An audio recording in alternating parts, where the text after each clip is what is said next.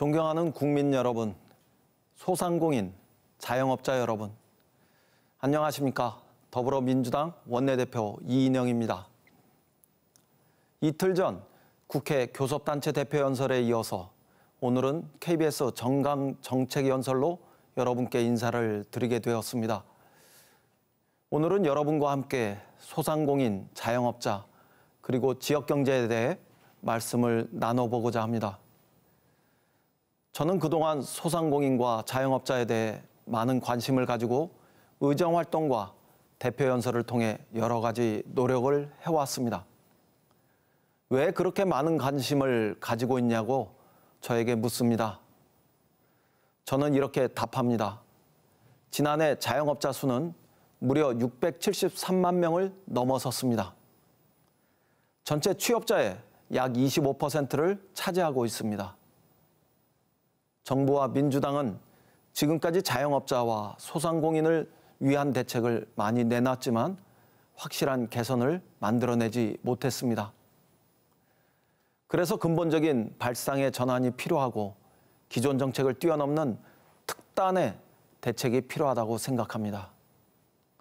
바로 이런 이유 때문에 저는 오늘 민주당을 대표한 정책연설의 주제를 소상공인, 자영업자, 지역경제로 삼은 것입니다. 부디 끝까지 잘 들어주시기 바랍니다. 엎친 데 덮친 격이지요. 자주 가던 백반집 사장님께서 최근 깊은 한숨을 내쉬며 하셨던 말씀입니다. 코로나19가 국내에 발생한 지도 벌써 한 달째입니다. 여러분, 안 그래도 경영이 어려운데 코로나19의 충격까지 더해졌으니 얼마나 어렵겠습니까? 코로나19가 아니더라도 소상공인 여러분께서는 하루하루를 절박하게 살아오셨습니다. 시장의 과다 진입과 과잉 경쟁, 여전한 대기업의 불공정 행태, 그리고 치솟는 임대료와 인건비까지 저 역시 그 현실을 너무나도 잘 알고 있기에 엎친 데 덮친 격이라는 그분의 말씀이 마음을 무겁게 하고 또 아프게 했습니다. 그래도 다행스러운 것은 이번 사태에 안정적으로 대응하고 있는 것입니다. 초반에는 중국에서 확진자와 사망자의 증가세가 가파르고 신종 바이러스라는 막연한 공포감과 불안감이 컸습니다. 하지만 이제 우리는 코로나19에 대해 많은 것을 알아냈고 아직은 사망자가 단 한 명도 발생하지 않았습니다. 이미 완치해서 퇴원한 환자는 16명에 이릅니다. 이 모두 정부의 빈틈없는 방역체계, 높은 수준의 의료 시스템, 그리고 성숙한 시민의식이 더해진 결과라고 할 수 있습니다. 국민 여러분께 다시 한번 감사의 말씀을 드립니다. 하지만 어제 대구 경북에서 다수 확진자가 발생해 지역사회 감염 우려가 커지고 있습니다. 더 촘촘히 지역 방역망을 짜고 추가 감염을 최소화하는 데 전력을 다하겠습니다. 동시에 이번 사태로 인해 국민 여러분의 경제, 소비 활동도 어쩔 수 없이 크게 위축되었습니다. 그래서 국민 소비와 직결되어 있는 자영업자와 소상공인 여러분께서 온몸으로 그 충격을 받아내고 계십니다. 그렇잖아도 힘든 여러분께서 코로나19로 인해 더욱 힘들어하는 모습을 보면서 정말 가슴이 아픕니다. 물론 자영업이 어려운 것은 어제 오늘의 일이 아닙니다만 코로나19처럼 국가적 어려움이 발생하면 그 충격을 가장 먼저 그리고 가장 크게 받아내는 것은 언제나 자영업자라는 것이 안타깝습니다. 자영업이 처한 현실은 우리 경제 전체의 구조적인 문제이기 때문에 해결하기도 매우 어렵습니다. 적은 파일을 더 많은 이들과 나누는 것도 벅찬데 여기에 수단과 방법을 가리지 않는 본사의 불공정 행태, 치솟는 임대료와 대기업의 골목 상권 침투까지 이어지고 있습니다. 최근에는 온라인 쇼핑 매출이 급격히 늘어나 전통적 오프라인 시장의 입지는 심각하게 줄어들고 있습니다. 4년 전 저는 피자 가맹점을 운영하던 젊은 부부를 만났습니다. 이 청년들의 이야기가 바로 자영업자의 현실을 보여주는 거울과도 같습니다. 두 사람은 한 달 동안 하루도 쉬지 않고 하루 최소 13시간을 일했다고 합니다. 그런데도 부부가 손에 쥔 돈은 200만 원도 채 되지 않았습니다. 모두가 이렇게 힘들게 장사를 하는 것인지 아니면 내가 장사를 못해서 그런 것인지 하루에도 몇 번씩 생각하고 고민을 했다고 합니다. 이분들이 어렵게 매출을 올린 달이라고 해도 본사로부터 구입하는 식자재비가 매출의 절반을 넘었습니다. 매출 증대에 비례해 올라가는 광고비에는 숨이 턱턱 막혔습니다. 그 사이에도 한 동네에 같은 업종은 줄줄이 생겨났고 경쟁은 더욱 치열해졌습니다.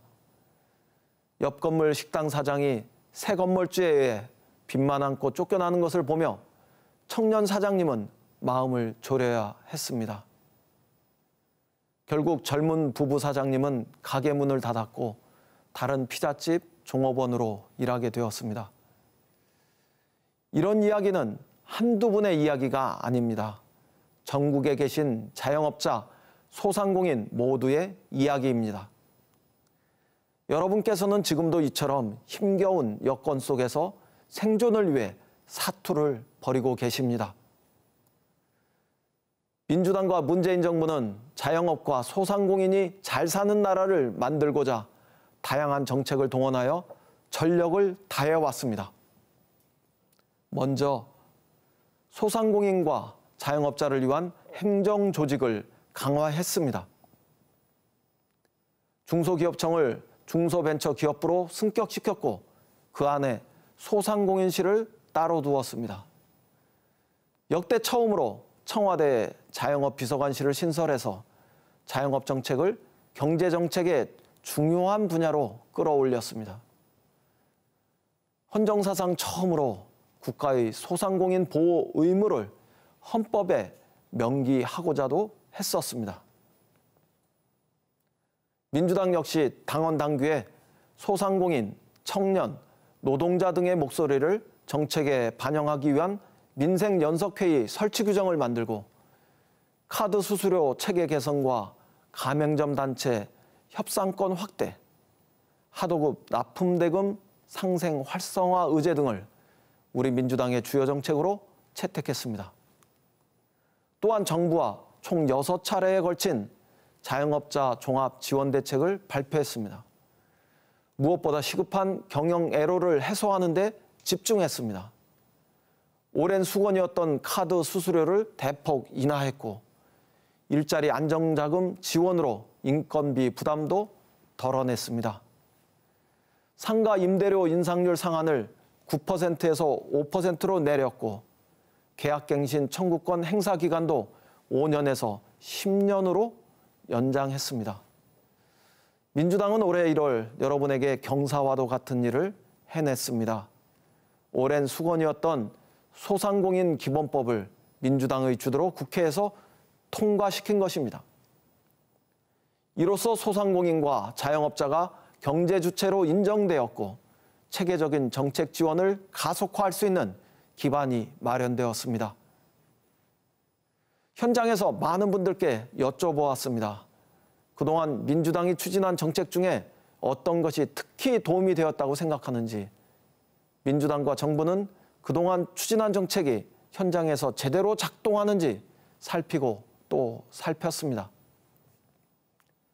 그 결과 카드 수수료 대폭이나 상가 임대료 인상률 인하도 큰 도움이 되었지만 지역사랑 상품권도 좋은 성과를 내고 있었습니다. 특히 군산은 상품권 유통이 아주 활발한 곳입니다. 지난 한 해 4천억 원의 상품권을 발행했는데 모두 팔렸다고 합니다. 지역 상품권 사용으로 가맹점 한 곳당 5천만 원 이상 매출이 증가했습니다. 지역 안에서만 사용할 수 있기 때문에 지역 경제 활성화에도 큰 역할을 하고 있습니다. 이상과 같은 성과에 만족하지 않고 민주당은 자영업자와 소상공인들에게 큰 도움이 될 수 있는 정책들을 앞으로도 적극 추진하겠습니다. 첫째, 온누리 상품권, 지역사랑 상품권 등 골목상권 전용 화폐를 2024년까지 현행의 2배 수준인 10조 5천억 원으로 늘리겠습니다. 이와 함께 온라인 시장 진출 지원과 제로페이 편의성 강화 등을 더해 소상공인의 매출 확대를 적극 뒷받침해 나가겠습니다. 무엇보다 세금이라도 좀 줄여줬으면 좋겠다. 이렇게 말씀하셨던 영세 상인의 절절한 말씀이 마음에 남았습니다. 영세 자영업자에 대한 부가가치세 간이과세 기준 금액을 대폭 상향 조정하는 방안을 정부와 협의해 추진하겠습니다. 상인들의 세 부담을 덜고 행정 비용도 줄일 수 있을 것입니다. 또 코로나 사태가 완전히 종식될 때까지 피해를 입은 중소기업과 자영업을 위해 법인세와 부가가치세의 신고와 납부 기한을 연장하고 세무조사도 유예하겠습니다. 둘째, 소상공인 보증규모 확대, 부실채권 소각과 함께 지역별 재기지원센터를 추가 설립해 생업안전망을 구축하겠습니다. 재기지원으로 성공한 사례가 많습니다. 약초방을 운영하던 분은 재창업 패키지에 참여해서 전자상거래업으로 업종을 전환했는데 월 매출액이 100만 원 이상이나 올랐다고 합니다. 이런 성공 사례를 확대해 나가겠습니다. 셋째, 지역상권 활성화 대책도 추진하겠습니다. 한 예로 인천 신포시장 청년몰이 큰 인기를 끌고 있습니다. 전통시장의 청년몰을 만들어 지역 명소로 재탄생시킨 것인데 시장 상인들은 청년몰뿐만 아니라 지역 주변 상권들도 매출이 20% 이상 오른 것 같다며 긍정적인 반응을 보였습니다. 또 전통시장 주변 도로에 주차를 허용했더니 그것만으로도 이용객은 30%, 매출도 24% 늘었다고 합니다. 앞으로 전통시장 주차장 보급률을 획기적으로 높이겠습니다. 지자체와 협력하여 코로나19로 타격을 받은 전통시장 주변의 주차 허용 시간을 우선 늘리고 단속을 계도 위주로 전환하겠습니다. 넷째, 자영업 성공 모델을 확산시키겠습니다. 100년 가게 1호점으로 선정된 삼거리 먼지막 순댓국은 젊은 사람들이 많이 찾아 매출이 2배 이상 뛰었답니다. 소공인 복합지원센터, 신사업 창업 사관학교와 같은 자영업 성공 모델을 확대해서 자영업 자생력 기반을 강화시켜 나가겠습니다. 존경하는 국민 여러분, 소상공인, 자영업자 여러분, 대한민국은 이미 영세 자영업 공화국입니다. 한 집 걸러 치킨집이 생기는 포화 상태입니다. 과다 출혈 경쟁을 피할 수 없는 이 구조를 바꿔야 합니다. 그것은 오로지 일자리 창출로만 가능합니다. 청년들이 희망을 가질 수 있는 일자리, 중장년이 퇴직 그리고 폐업 후에도 생계를 이어갈 수 있는 좋은 일자리가 있어야 합니다. 이를 위해 민주당과 문재인 정부는 지난해 역대 최대의 예산을 투입해서 청년, 여성, 어르신의 맞춤형 일자리 지원을 강화하고 민간 일자리 창출을 위해 전방위적인 노력을 기울였습니다. 그 결과 지난해 연간 취업자가 30만 명 증가하여 역대 최고의 고용률도 달성했습니다. 청년의 고용률도 13년 만에 최고치를 기록했습니다. 올해는 작년 회복세를 보다 견고히 하고 고용 환경 변화에 대한 대응도 한층 강화할 것입니다. 상생형 일자리 추진에도 더욱 집중하겠습니다. 지난해 광주형 일자리를 시작으로 밀양, 대구, 구미, 횡성, 군산, 그리고 부산형 일자리까지 한국형 일자리 협력 모델을 발표했습니다. 이를 통한 지역사회 경기 부양과 간접적인 고용 창출 효과도 매우 클 것으로 기대하고 있습니다. 민주당은 올해에도 여러 지역에서 지역별 상생형 일자리 모델을 성사시키기 위해서 더욱 노력하겠습니다. 이제는 상생과 공존의 시대입니다. 자영업계는 어느 곳보다 공존의 지혜가 절실한 영역입니다. 이미 곳곳에서 그 움직임을 보이고 있습니다. 네이버는 소상공인 온라인 진출을 돕는 공간을 마련했습니다. 최근 전주 한옥마을 건물주들이 어려움을 겪는 소상공인을 위해 자발적으로 임대료를 인하하는 미담이 소개된 바 있습니다. 더 많은 착한 임대의 물결로 이어지길 기대합니다. 마침 대통령께서 착한 임대 사업에 대해 특별한 지원 대책을 강구하라고 지시했습니다. 대기업과 소상공인, 임대인과 임차인은 이제 더 이상 갑을관계가 아닙니다. 소상공인과 소상공인 역시 더 이상 무한 경쟁의 대상이 아닙니다.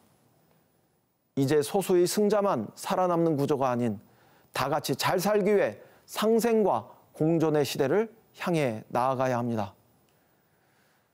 경쟁이라는 말에는 같은 목표를 함께 지향한다는 뜻이 담겨 있습니다.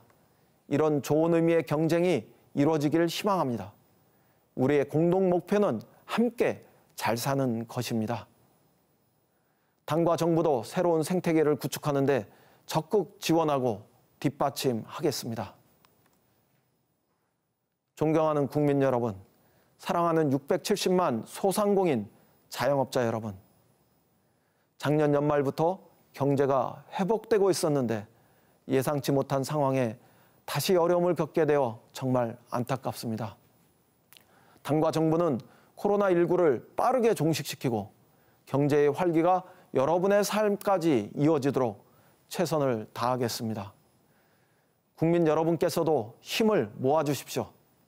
정부를 믿고 정상적인 경제 활동을 이어가 주시기 바랍니다. 민주당은 그동안 자영업자, 소상공인 여러분이 감당해야 했던 구조적 아픔을 하나씩 걷어내고 일한 만큼 잘 살 수 있는 세상을 만들어 나가겠습니다. 민주당의 한결같은 진심이 국민 여러분과 소상공인 자영업자 여러분의 더 나은 삶으로 자라나도록 정말 혼신의 힘을 다하겠습니다. 긴 시간 경청해 주셔서 감사합니다.